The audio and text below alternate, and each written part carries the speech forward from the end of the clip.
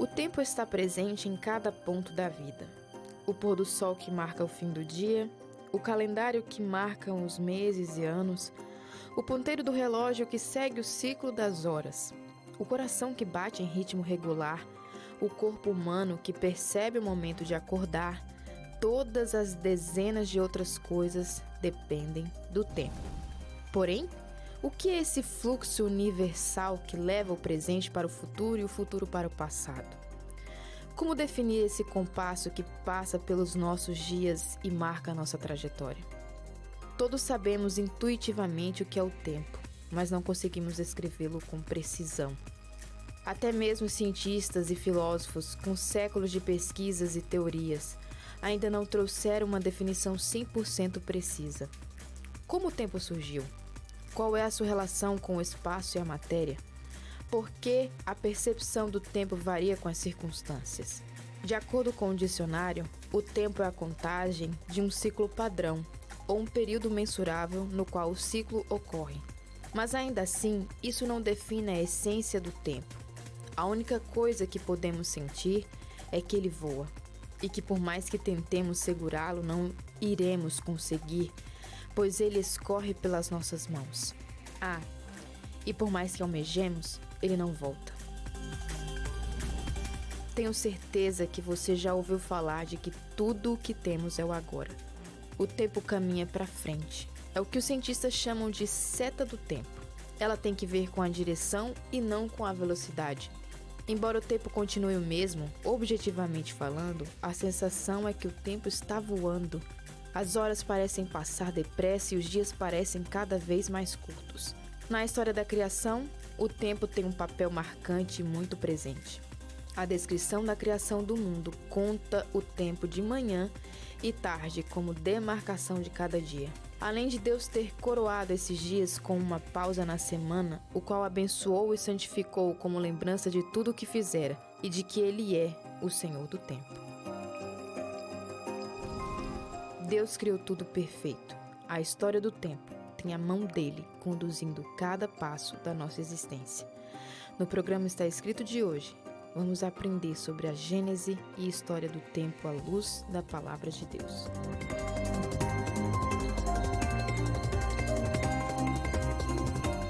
Estamos de volta agora no seu bloco preferido, eu acho, né?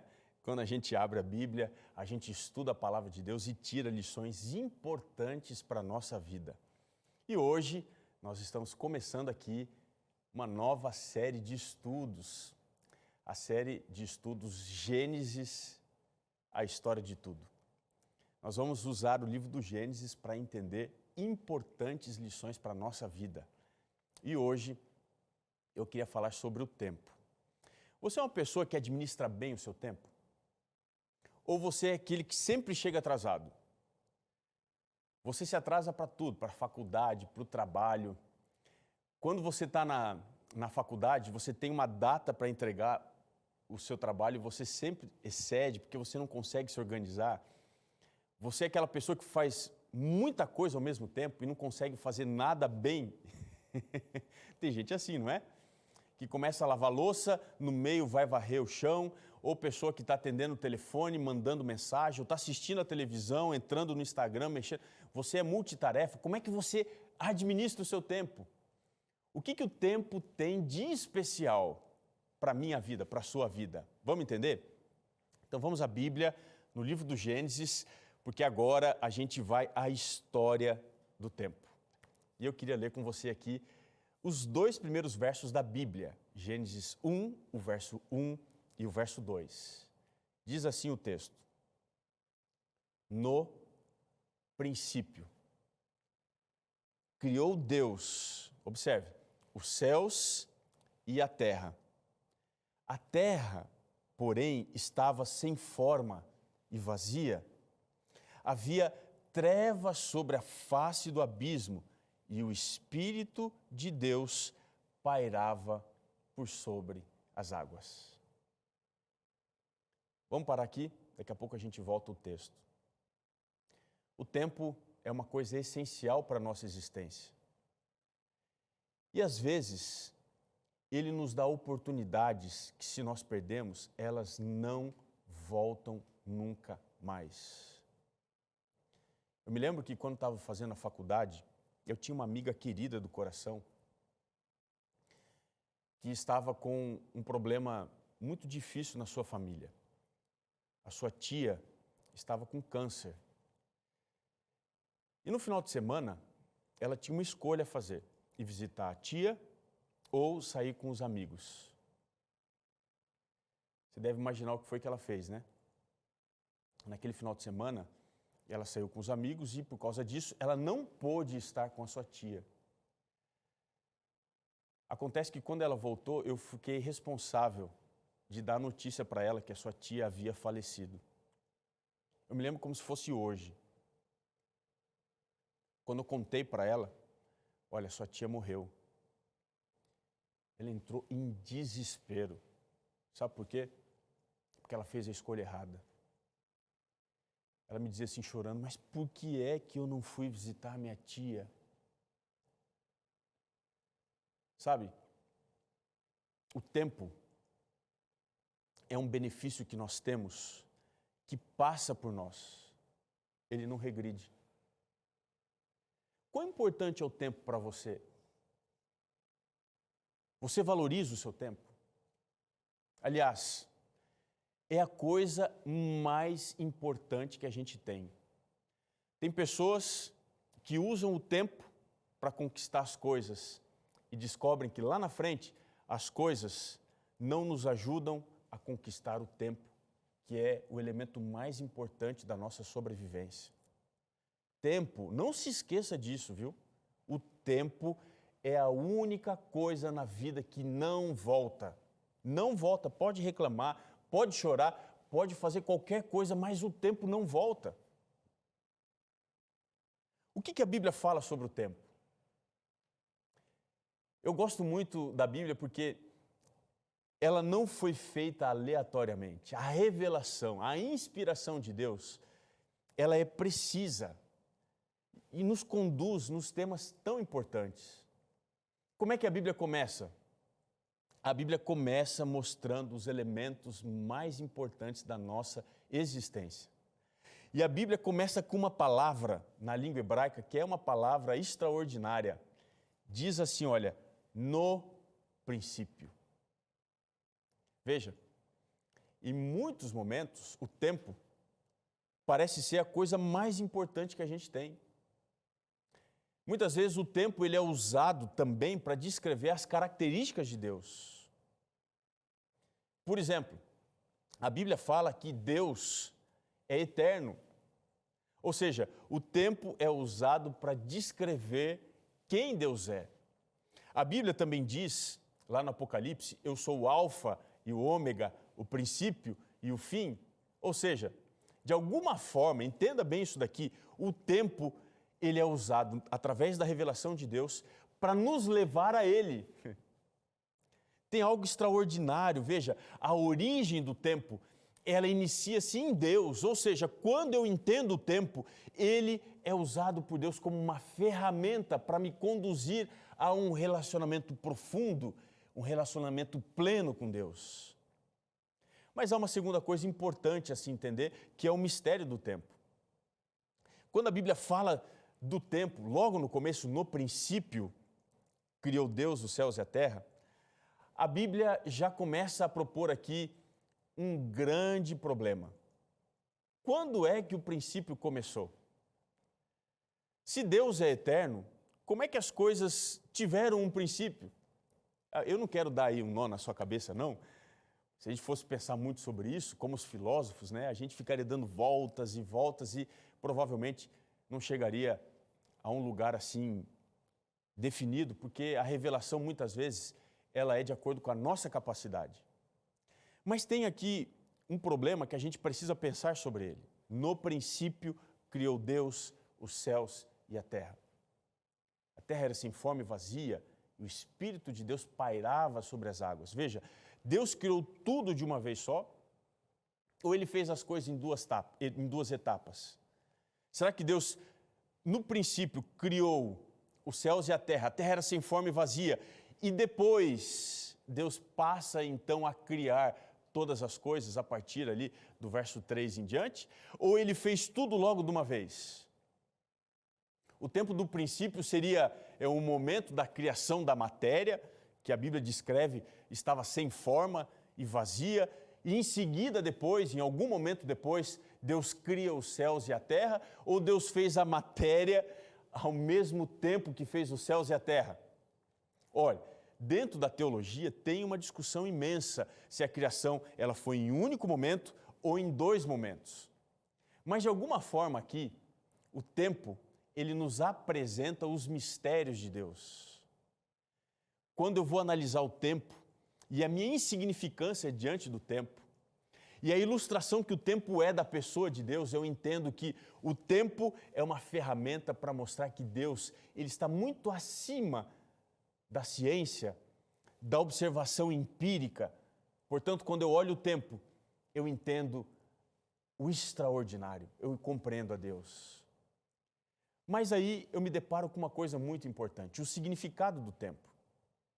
E aqui a palavra, ela precisa ser entendida, a palavra princípio, que dá origem ao tempo aqui.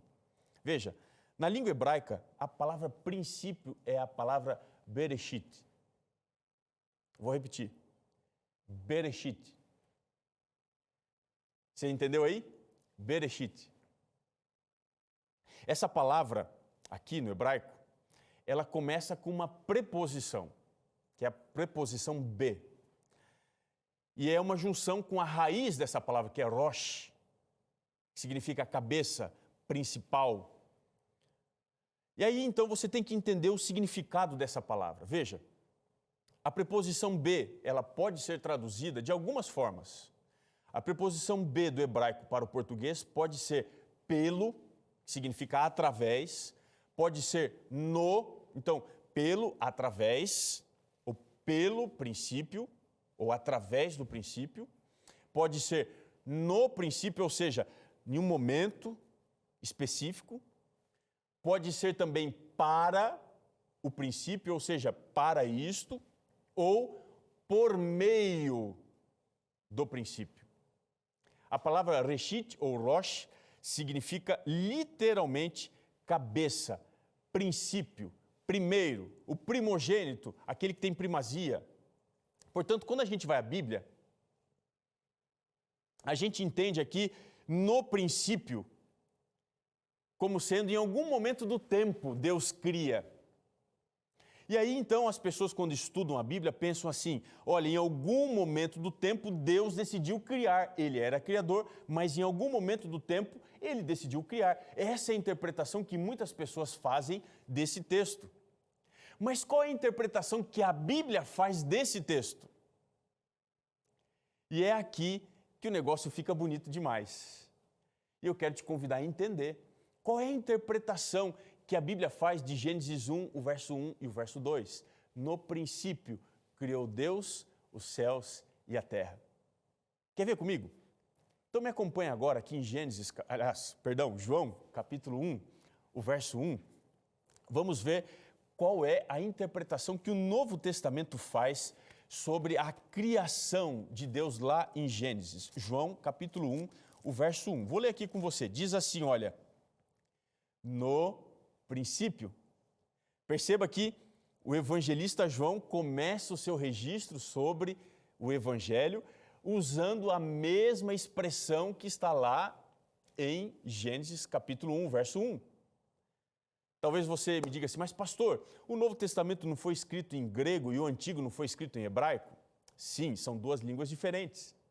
Mas quando você vai à Septuaginta, que é a tradução do Antigo Testamento na língua hebraica para a língua grega, a palavra que é usada lá para Gênesis 1, verso 1, na Septuaginta, que é a versão grega do Antigo Testamento, é a palavra arche, que significa o quê? No princípio. E agora olha como é que João faz a interpretação desse princípio. Diz assim, olha, no princípio era o verbo. Veja, o que João está querendo dizer é que o princípio está associado com a existência de algo. E quem era esse algo? Era o verbo, ele diz. E o verbo estava com Deus. E o verbo era Deus. E agora veja, o verso 2. ele estava no princípio com Deus. E o verso 3, todas as coisas foram feitas por intermédio dele. Preste atenção no que eu vou lhe dizer. O que João está querendo dizer é que o princípio, mais do que ser um tempo, era a existência de alguém. Portanto, esse alguém, no princípio, era o Verbo, e o Verbo estava com Deus, e o Verbo era Deus. Ou seja, não é simplesmente uma referência a um tempo, mas uma referência a uma pessoa. O que João está querendo dizer é que o princípio da Bíblia não é simplesmente o tempo. O princípio da Bíblia é o próprio Deus. E quem era esse princípio, quem era esse verbo que estava com Deus, que era Deus, que João diz no capítulo 1, verso 14, e ele se fez carne e habitou entre nós. Quem era esse princípio? Esse princípio, queridos, mais do que um tempo, esse princípio muito provavelmente é a segunda pessoa da divindade, o próprio Cristo. Olha como é que Paulo interpreta isso em Colossenses. Dá uma olhadinha aqui comigo, capítulo 1. Colossenses, capítulo 1. Eu quero ler com você aqui alguns versos. O verso 16, 17 e 18. Diz assim, olha, Paulo falando sobre Jesus. Ele diz, pois nele, olha que interessante, pois nele foram criadas todas as coisas. Extraordinário. Ele está dizendo que em Cristo foram criadas todas as coisas. Ou seja, Cristo é a base da criação. Nele foram criadas todas as coisas. Jesus é o Amém, mas ele também é o Alfa, ele é o Ômega, ele é o princípio, ele é o fim. E ele continua dizendo mais aqui em Colossenses, o verso 17, ele é antes de todas as coisas. Ou seja, mais do que tudo ser feito nele, ele é antes de tudo. E continua dizendo aqui o texto, o verso 17, nele tudo subsiste. E o verso 18, ele é o cabeça do corpo da igreja. E agora preste atenção, Colossenses 1,18 diz, ele é o princípio. Preste atenção no que Paulo está dizendo à igreja que ficava lá em Colossenses. A igreja que ficava em Colosso, os colossenses. Paulo está querendo dizer o seguinte, que quando a Bíblia diz lá em Gênesis 1, verso 1, no princípio criou Deus os céus e a terra. A interpretação de Paulo, a interpretação de João é que esse princípio não era simplesmente um tempo. Você pode ler assim, através do princípio, Deus criou os céus e a terra. E se essa introdução da Bíblia, se esse princípio da Bíblia for uma referência direta à pessoa de Cristo, portanto, a primeira palavra da Bíblia é uma palavra que nos remete diretamente a Cristo, querendo dizer que Ele é aquilo que eu não consigo entender, é aquilo que eu não consigo explicar, é aquilo que está acima de tudo e de todos. Portanto, entenda o seguinte, o princípio, ele não é um tempo simplesmente, o princípio é uma pessoa. O princípio não é somente algo que aconteceu em algum momento, o princípio é alguém que tem um poder extraordinário. É esse princípio, é esse tempo que nos acompanha a todo instante, é o próprio Cristo, que faz tudo do nada. Ele é o Senhor do seu tempo, Ele é o Senhor da sua vida. É através dele que Deus faz as coisas mais extraordinárias da sua criação. E agora, eu quero voltar com você para a gente ver uma coisa muito linda aqui em Gênesis capítulo 1. A palavra de Deus é rica, não é? A gente não tira lições extraordinárias aqui? Mas vamos voltar em Gênesis capítulo 1. Quando a gente vai olhar a estrutura do tempo, o seu aspecto fundamental, a gente entende uma coisa, que o tempo ele aparece no começo da criação. Verso 3, disse Deus, haja luz e houve luz.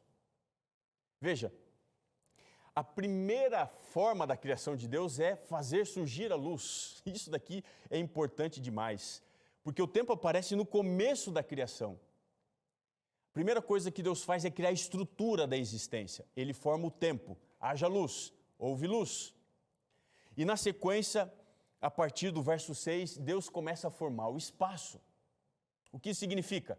Nós não vivemos deslocados da realidade do relacionamento do tempo e do espaço. eles funcionam numa perspectiva que é profunda demais. Albert Einstein gastou a sua vida entendendo isso, e ele propôs a teoria da relatividade, que é o relacionamento entre o tempo e o espaço. Deus, ele cria primeiro o tempo e o espaço, e ele agora vai preenchendo o espaço. A primeira perspectiva que você encontra aqui é que esse espaço ele era delimitado verticalmente. Ou seja, Deus faz separação entre o firmamento e os céus. Ou seja, quando Deus vai preencher, ele vai organizando. A criação, ela não é aleatória, ela não é espontânea.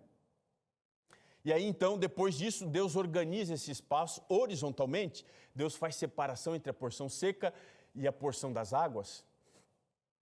O tempo aparece aqui no primeiro momento, mas o tempo vai aparecer de novo no meio da semana, quando Deus faz os astros.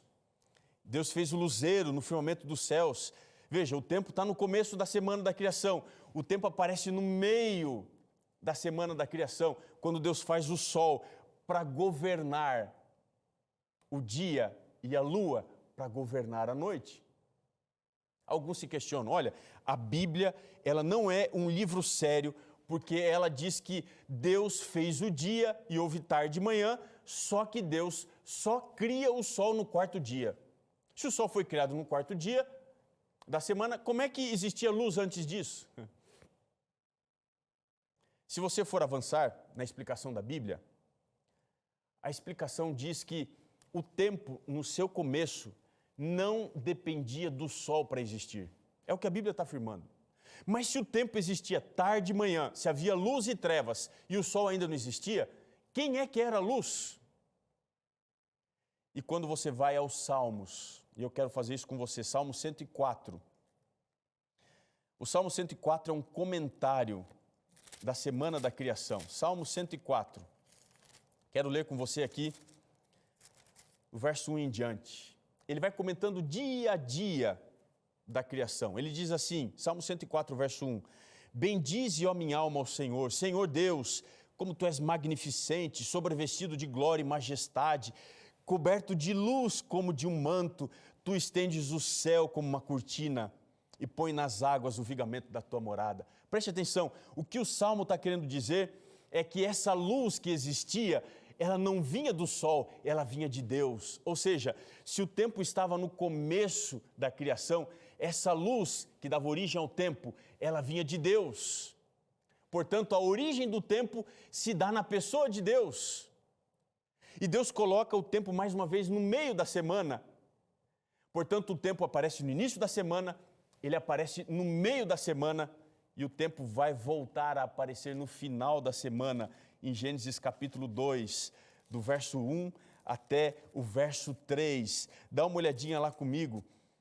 Assim, pois, foram acabados os céus e a terra e todo o seu exército, e havendo Deus terminado no dia 7º a sua obra que fizera, descansou nesse dia de toda a sua obra que tinha feito, e abençoou Deus o dia 7º e o santificou, porque nele descansou de toda a obra que como Criador fizera. Presta atenção aqui. O tempo aparece no começo da criação. O tempo aparece no meio da semana da criação. E o tempo aparece no final da semana da criação. No final da criação, Deus cria um santuário no tempo, que era o dia do sábado. Sabe para quê? Para de alguma forma o tempo apresentar para você, apresentar para mim, Deus como Criador e mantenedor de todas as coisas. O tempo é uma linha invisível, é a digital de Deus por detrás de tudo que a gente vê no espaço. Deus trabalhando nos bastidores. Às vezes Deus ele não está no centro do palco, ele não está aparecendo aqui, mas ele usa elementos, às vezes até elementos frágeis, como eu, por exemplo, aqui, para dizer para você que ele sim é poderoso, que ele tem poder para fazer as coisas existirem em perfeita harmonia e organização. Deus está te visitando agora para te dizer tudo o que você tem vem das minhas mãos. Tem um terceiro aspecto, e com esse aqui a gente vai para o final da mensagem. O tempo ele é introduzido para nós com uma mensagem muito clara. Isso aqui você precisa entender. E que mensagem é essa? É uma escolha que a gente precisa fazer no tempo. E eu queria que você viesse comigo ao capítulo 1. Vamos ler aqui alguns versos. Aqui você vai entender qual é a escolha que a gente tem que fazer. Eu já te adianto que a escolha que a gente precisa fazer não é entre as coisas boas e as coisas más. A criação e o tempo me ensina que eu preciso aprender a escolher entre o que é bom e aquilo que é melhor, não entre aquilo que é bom e aquilo que é pior. E como é que isso se dá? Preste atenção. No final de cada dia, você encontra uma mensagem. E que mensagem era essa? Verso 4. E viu Deus que a luz era boa. Quando Deus termina de criar, e viu Deus que era bom. Avança um pouco mais, capítulo 1, o verso 10, diz assim: e viu Deus que isso era bom. Segundo dia, segunda vez que aparece a expressão bom aqui. No primeiro dia, Deus faz a luz, Deus faz o tempo e viu que isso era bom. No segundo dia, Deus trabalha e viu que isso era bom. No terceiro dia, verso 12 e o verso 13. E viu Deus que isso era bom. Houve tarde de manhã, o terceiro dia. Avança um pouquinho mais, olha, verso 18. E viu Deus que isso era bom. Houve tarde de manhã, o quarto dia. Preste atenção aqui comigo. No final de cada dia da criação, Deus olha o que faz e ele diz, isso é bom. Mas ele segue aqui, verso 21. E viu Deus que isso era bom. Quinto dia. Verso 25, final do verso. E viu Deus que isso era bom. Aqui você tem o sexto bom de registro da impressão divina sobre a criação. A criação de Deus me aponta as coisas boas, a ponto de, no verso 31, preste atenção, diz assim, e viu Deus tudo quanto fizera. E o que diz ali o texto?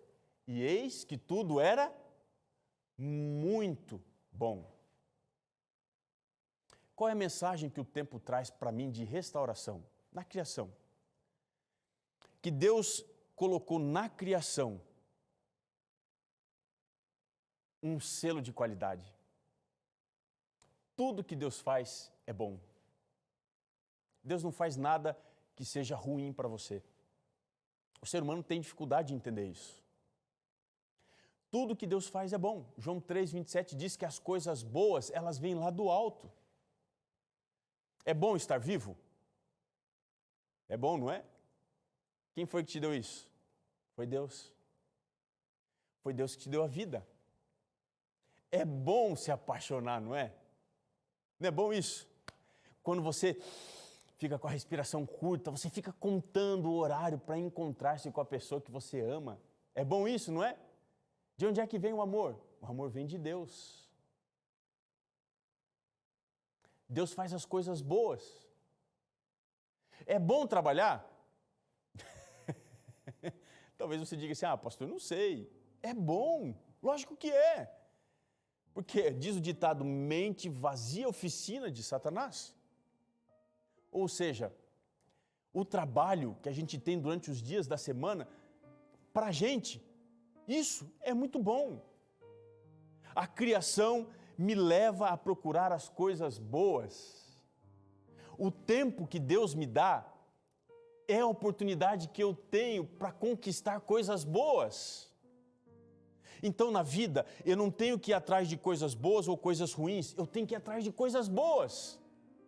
As coisas ruins foram enfiadas pelo inimigo e o pecado para me desviarem do foco especial e principal da minha existência, que é procurar as coisas boas. Só que tem um detalhe. Durante 6 dias, Deus me deu a possibilidade de buscar as coisas boas. Só que quando você vai ao 7º dia da criação, volta aqui para você ver. No registro que Deus faz, que o livro do Gênesis faz, você não encontra nada bom no sétimo dia. Não tem aqui uma impressão, e viu Deus no sétimo dia que descansar, abençoar e santificar esse dia era bom. Não. Sabe por quê? O sétimo dia, o sábado, é um santuário que Deus fez no tempo para me ensinar que durante 6 dias eu procuro as coisas boas, mas no sétimo dia, o sábado, que foi o dia escolhido por Deus, eu sou desafiado a escolher aquilo que é melhor. E aquilo que é melhor não tem a ver com aquilo que eu faço. Porque no sábado eu sou chamado a descansar.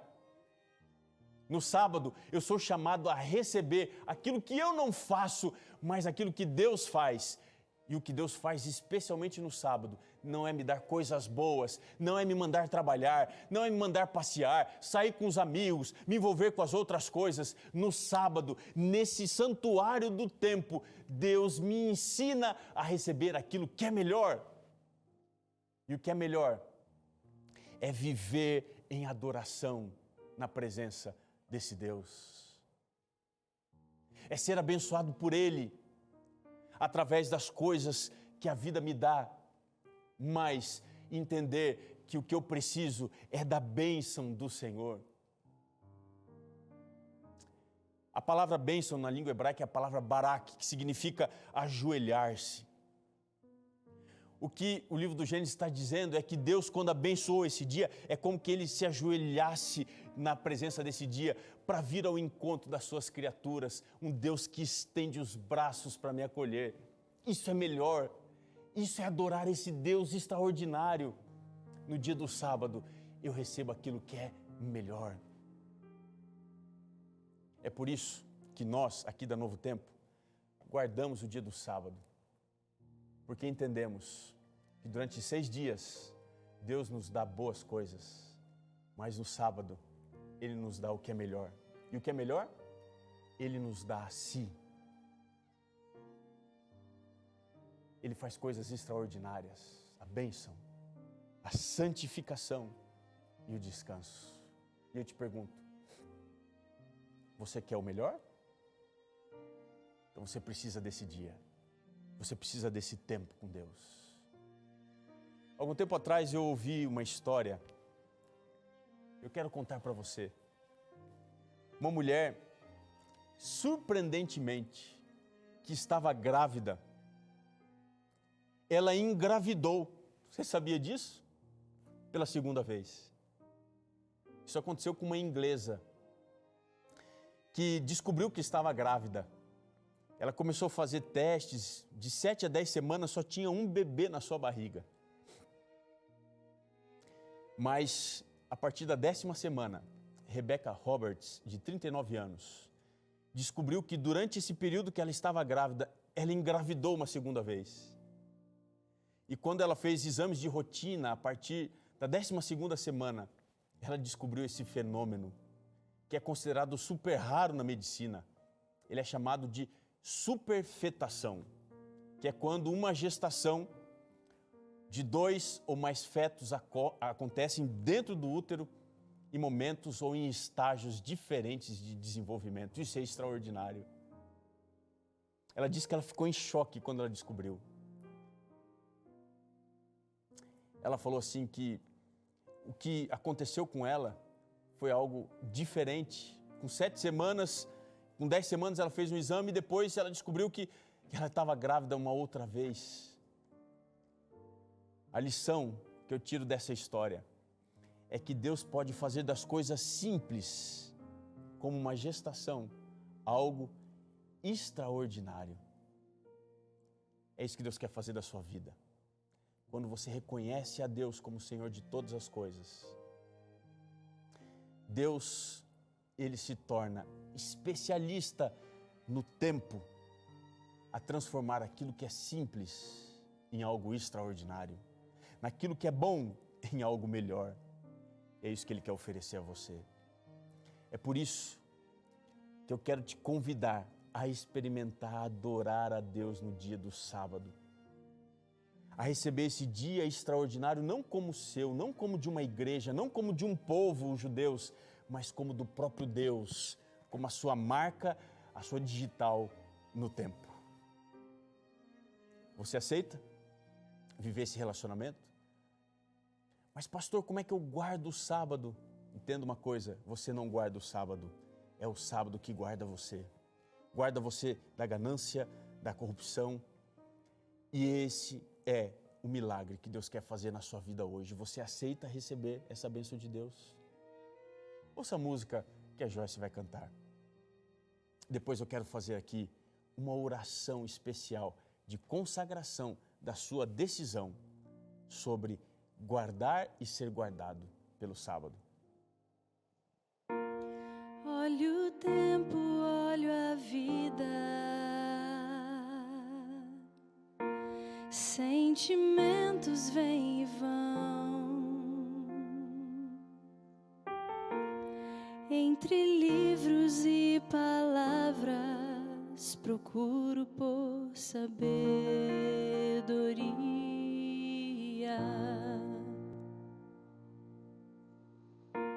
Mas parece que na busca eu me perco por tentar e percebo que sozinho não há como encontrar o teu lugar.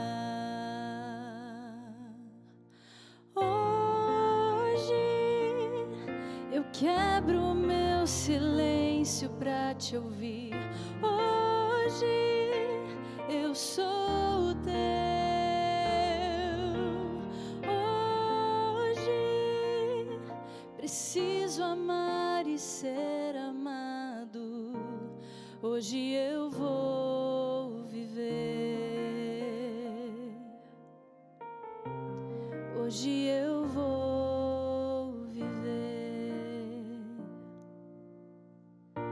Nos meus passos, nos meus atos, tento ser o que não sou. É tão difícil ser exposto, mas da verdade eu preciso.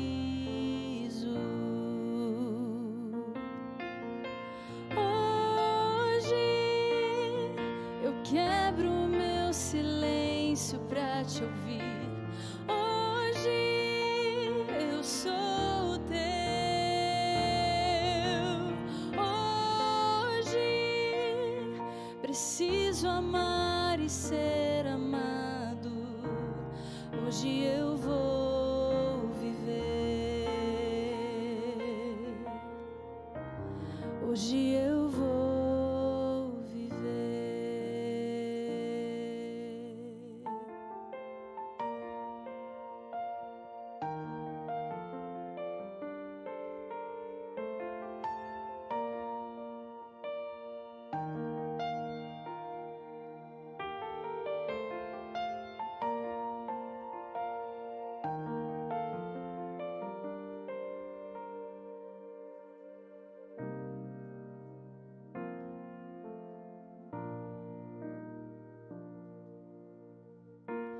Descobri que existe graça para todo que aceita. Tudo agora faz sentido, suspiro por eternidade.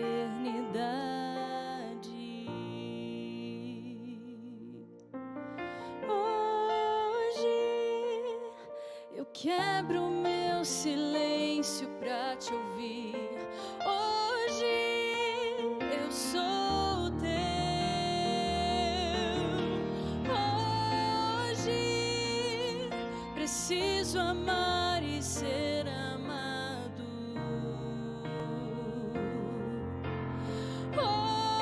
Hoje eu quebro o meu silêncio pra te ouvir.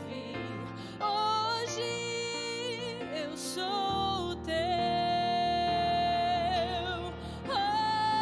Hoje preciso amar e ser amado. Hoje eu vou viver. Hoje eu vou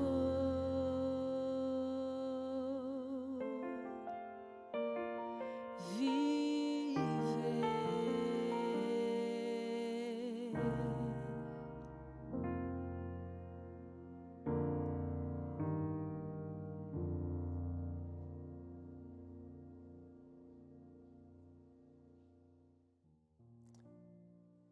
Você entendeu como é que Deus te alcança? Ele colocou assim marcas no tempo para mostrar a relevância daquilo que é extraordinário na sua vida e que só Deus pode fazer. O tempo me ensina sobre Deus.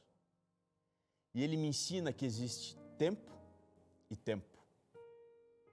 Existe tempo para procurar aquilo que é bom, mas existe tempo que é necessário procurar aquilo que é melhor, extraordinário. E na Bíblia isso é muito claro. Esse tempo é o tempo da adoração no dia do sábado. Eu quero te convidar, não a guardar o sábado, mas a ser guardado por Ele. A ser guardado de todos os problemas, das ansiedades, da ganância e a descansar nas mãos desse Deus extraordinário. Quando eu adoro a Deus no sábado, eu estou dizendo, Senhor, não sou eu quem me dá riqueza, é o Senhor. Não sou eu quem me dá a vida, é o Senhor. Não sou eu quem me dá o propósito, é o Senhor. Eu não quero as coisas simples desse mundo, eu quero buscar aquilo que é extraordinário. É por isso que eu guardo o sábado. Você também quer guardar o sábado, entendendo essa lição? Então, eu quero orar com você para que Deus te faça amadurecer e viver essa realidade tão especial. Você pode orar comigo? Vamos orar. Senhor, nós estamos buscando a Ti em oração, porque entendemos pela Tua palavra que há algo extraordinário que o Senhor nos deixou no tempo, que é o dia do sábado, esse santuário, onde eu recebo mais das coisas melhores, deixando de lado aquilo que é bom, confiando na Tua providência, confiando nas Tuas mãos.